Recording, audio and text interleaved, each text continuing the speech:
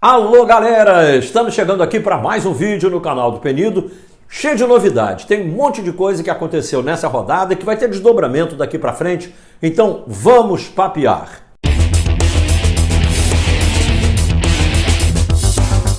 Estou contando com o seu like, que é importante para nós. Estou contando, claro, também com a sua inscrição. E traga os amigos também para se inscrever. A gente está aí rumo aos 150 mil.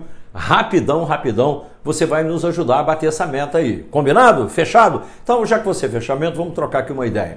Umas novidades que surgiram no meio de semana. Eu vou falar do Flamengo e do Vasco e da decisão da Copa Libertadores da América. Quem acompanha o canal aqui sabe que eu já tinha dito, quando eles apresentaram 8 estádios para que um deles fosse escolhido pela Conmebol como palco da decisão da Libertadores 2020, um sendo o Maracanã, acabou a brincadeira. Como diz o meu amigo Cereto, acabou a brincadeira. Por quê? Porque se o Maracanã entra, não tem concorrência. Acabou o assunto, fim de papo. Porque o Maracanã é simplesmente o estádio mais famoso do planeta. Eu já disse aqui algumas vezes, comento sempre com os amigos, eu vi pôster em banca de jornal, pôster em Montreal, no Canadá, em Tóquio, no Japão, e em cidades assim que você não imagina. Eu vi, ninguém me contou, eu vi. O Maracanã é cartão postal, ele é no mundo inteiro reverenciado, não tem ninguém que não conheça Pelé, Maracanã, Corcovado, Praia de Copacabana, esses lugares são referências. Para o mundo do futebol, Cristo Redentor, Corcovado, Pão de Açúcar, tal, não sei o que, futebol, Maracanã. Volta e meia, tal, o assunto cai em Maracanã. Então não adianta ter Córdoba, ter Lima, ter não sei o que. Aliás, Córdoba pegou a Sula, a final da Sula vai ser em Córdoba. E no Maracanã, a decisão. Queiram que os deuses do futebol, que um time do Rio esteja nessa brincadeira, como só houve uma vez no Fluminense em 2008. O Santos do Pelé fazia essas coisas no Maracanã, lembram? Lá atrás, tal, não sei o quê. A literatura conta, né? A gente, coisas que não viu, mas que sabe, o Santos fazia isso, usava o Maracanã como sendo sua casa também. Até para título mundial e tudo mais. Agora a decisão vai ser no Maracanã no ano que vem. Esse ano em Santiago. Até um torcedor do Flamengo, quando eu coloquei no Twitter, brincou. Então o Flamengo vai ser tricampeão no Maracanã. Calma, vamos ganhar o bi primeiro esse ano em Santiago do Chile para pensar no tricampeonato. Mas que tenha um time do Rio, seja o Vasco, o Botafogo, o Fluminense. Eles não estão lá com roda na baiana hoje para esse tipo de chegada, mas o futuro é o futuro, xará. Pode acontecer qualquer coisa, inclusive nada. Mas pode ser que seja um time do Rio, vai dar um charme especial. Se não for do Rio, pelo menos que seja um brasileiro, já vai ser um grande barato. Mas a final da Libertadores, enfim, a Conmebol caiu a ficha para internacionalizar a marca, para dar peso à marca, buscar o ícone do futebol como local, que é o templo sagrado da bola, o Maracanã. Eu quero falar agora do Flamengo e do Vasco, só para completar aqui esse papo do Maracanã, que também é a casa do Flamengo, né? Aliás, o Flamengo, onde ele está em casa, né? Como esteve nesse meio de semana em Fortaleza. Aliás, tem um dado lá sobre Fortaleza, eu estou doido aqui para falar sobre o Vasco, eu vou falar na sequência. Aproveitar aqui o embalo. Fortaleza, aconteceu um fato, não tem nada a ver, cara, esse sentimento de o time, isso é uma estratégia de marketing furada, que deve ser coisa das federações locais, talvez da imprensa, ou o marketing do clube. Se for do marketing do clube, então aí tiro no pé total. Não acredito que o marketing do Fortaleza seja tão bobo, tão inexperiente para fazer uma coisa dessa. Mas botar a camisa do Flamengo no Cristo Redentor, aí tira, bota chapéu de cangaceiro e tira a camisa do Flamengo para botar do Fortaleza, sobe e tal. A maioria, meio a meio do estádio, era Flamengo. A torcida do Fortaleza não precisa fazer, se foi de torcedor, que eu duvido, eu não sei de quem foi a ideia infeliz, cara, não tem nada a ver. O Fortaleza ficou, sei lá, décadas na segunda divisão, Série B, Série C. Não pode querer se comparar ao Flamengo. Tanto que, até com o time de reserva, o Flamengo ganhou o jogo, ganhou no turno, ganhou no retorno. Olha o tamanho de um e o tamanho de outro. E isso chama-se expor o Fortaleza, que é um baita de um clube, inclusive conheço a sede do Fortaleza, ele é todo legal, joga no Castelão, que é um estádio que eu reverencio sempre aqui, tiro no pé. O cara lá no é de Pernambuco, tem que torcer para o time de Pernambuco. É do Ceará, tem que torcer para o Ceará. Isso não existe. Liberdade é liberdade. O cara torce para o time que ele quiser, estando onde ele estiver. Alguém pode proibir alguém de torcer para o Real Madrid, para o Chelsea, para o Milan, para o Bayern de Munique, para o Barcelona? O cara torce para quem ele quiser. Não tem um monte de gente lá que está torcendo agora na Europa, lá em Portugal, para o Flamengo? Ah, não, mas tem que torcer para o Vasco, é português. Não tem que torcer, ele tem que torcer para quem ele quiser. Tem que ser liberdade total. Essa imposição, se foi jogada de marketing, foi um tiro no pé. Mas voltando às novidades, tanto no Flamengo quanto no Vasco, novidades e novidades boas.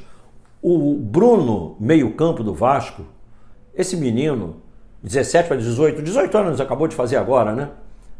E o outro, o Gabriel Peck, o Vanderlei Luxemburgo está encantado, não é à toa, assim como o Reinier no Flamengo. O Reinier nem fez assim um partidaço, jogou pra caramba, igual os meninos do Vasco jogaram mais em termos de rendimento durante o andamento do jogo, né? Mas só que você vê o que é a diferença dessa gurizada, desses Thales Magnos da vida, desses jogadores diferenciados, como tem no Fluminense o Caio Henrique e o Alan, que não estão jogando porque estão servindo a seleção lá para os empresários fazerem negócio. Essa gurizada faz a diferença e está fazendo, está sendo a grande novidade do futebol brasileiro, junto com coisas boas.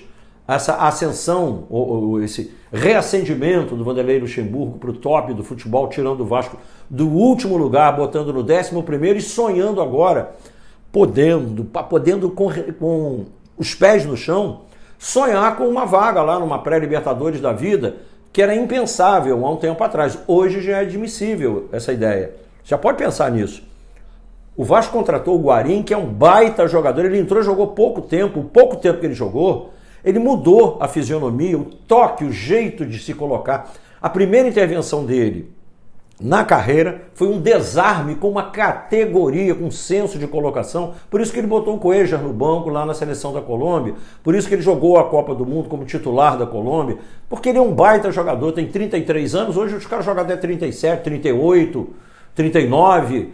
Então é o seguinte, o Vasco pode ter um jogador, fez um contrato só até o fim do ano, mas ele mostrou ser precioso nos pouquíssimos minutos, mesmo sem ritmo. Agora, os meninos, o Bruno e o Gabriel Peck, arrebentaram e o Botafogo pagou a conta. Botafogo que começa a ficar numa situação um pouco delicada, tem que abrir o olho. Foi só a estreia do Valentim e tal, ou reestreia, mas tudo bem, primeiro jogo, tá pegando o time agora. O Vasco fez 2 gols muito rapidamente. O Ribamar não é de fazer aquelas conclusões esplêndidas.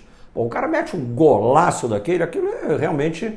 Isso desequilibra e muda a fisionomia do jogo e muda o andamento do jogo, porque o técnico tem que fazer uma mexida tática, programar uma coisa, tem que rever, então esses planos acabam sendo mexidos. O Vasco tem pela frente uma parada indigesta, que é o Internacional fora de casa, e o Botafogo vai ter que pontuar agora, jogando em casa, mas com 30 pontos... Se o Ceará não der uma disparadinha, ou Fortaleza, ou alguém ali, o Cruzeiro é um emergente, ganhou do São Paulo, mostrou que não está na posição que é a dele, não é zona de rebaixamento, vai acabar saindo.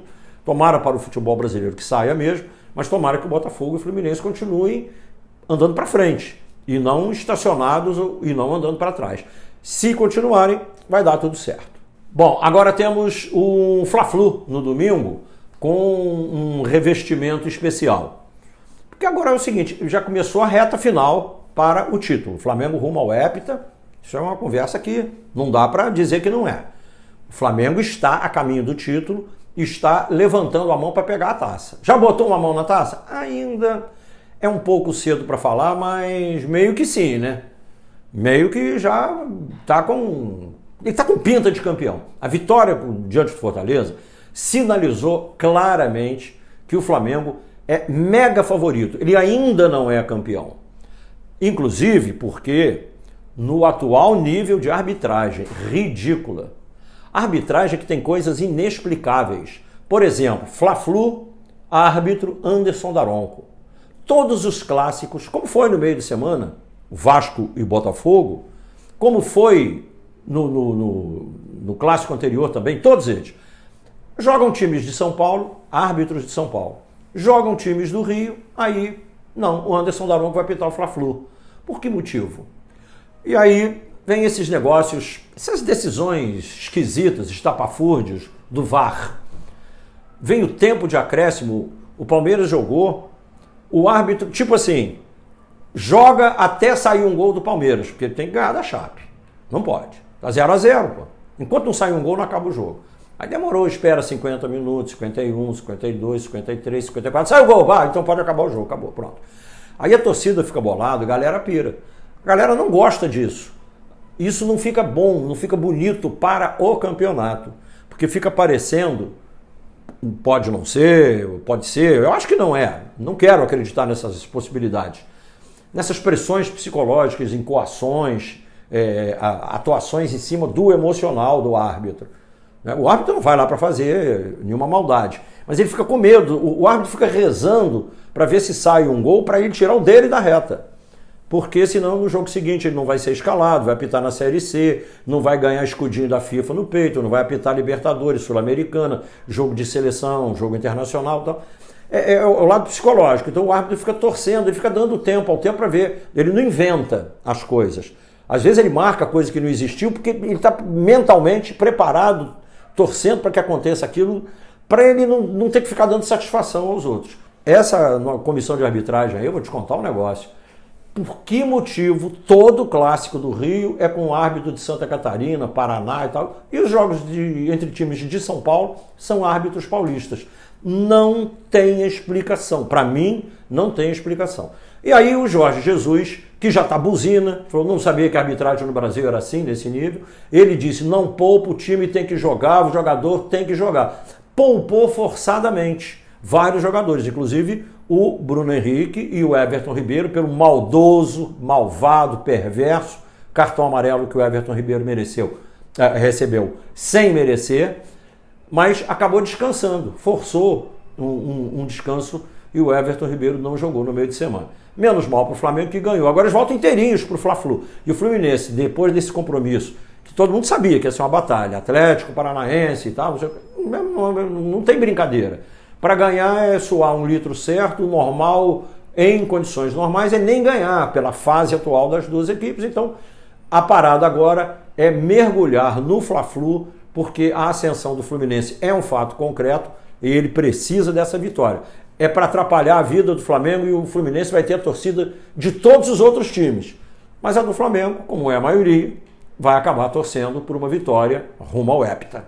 Galera, sobre o Gabigol. Eu tenho lido tanta coisa, o que sai nos jornais da Itália. Eu conheço bem a Itália, bem mesmo, de ponta a ponta, conheço toda a bota. E eu conheço o procedimento de alguns veículos, eles são muito sensacionalistas. Quando se trata de Juventus, na parte de Turim, Juventus até no país todo, ou quando se trata da Ferrari, os caras saem completamente do eixo. Eles tiram os pés do chão, é uma piração total, os caras ficam enlouquecidos. E são muito sensacionalistas. Eu dou crédito até a página 2 de tudo que sai na imprensa italiana pelo sensacionalismo, que é um hábito deles. É uma mania latina, de um modo geral, mas lá é mais do que nos outros países, mais do que aqui, mais do que em qualquer outro lugar. Então eles já estão estabelecendo 25 milhões de euros, 22 milhões de euros pelo Gabigol, não sei o quê. O que o Flamengo tinha dito lá atrás era 18 milhões de euros, estava combinado. Teria no contrato uma cláusula, eu não li o contrato, mas foi dito na época, tem uma cláusula, o Flamengo traz por empréstimo e se quiser contratar em definitivo paga 18 milhões de euros. Isso é o que foi dito lá atrás. Se mudou alguma coisa, ou se falaram e não botaram no contrato, ou se tem ou se deixa de ter, o próprio Flamengo não quer mais botar pilha nisso e diz que a Internazionale vai receber o dinheiro lá, na época, 81 milhões, que o Flamengo paga, deposita. Então eu quero parar com essa especulação, porque eu acho que isso não leva a lugar nenhum. Acho que o Gabigol vai ficar no Flamengo. O que tiver que pagar, se são 81, 79, 83, 87, 74, o que for, o Flamengo vai pagar, porque o cara já tem 19 gols no Campeonato Brasileiro, é o artilheiro, vai ser o artilheiro do campeonato. Aliás, o Flamengo tem o artilheiro e tem o vice-artilheiro. O Flamengo tem no Gabigol um cara que fez 33 gols no ano, está a caminho de recordes, então estou fora da especulação, mas eu quase posso garantir que o Gabigol vai ficar no Flamengo. Galera, eu quero que você me acompanhe nas redes sociais. Então, por favor, vamos lá? No Instagram, luiz.penido. No Facebook, Luiz Penido Oficial. E no Twitter, @LuizPenidoGlobo. Combinado, galera? Dê um like, hein?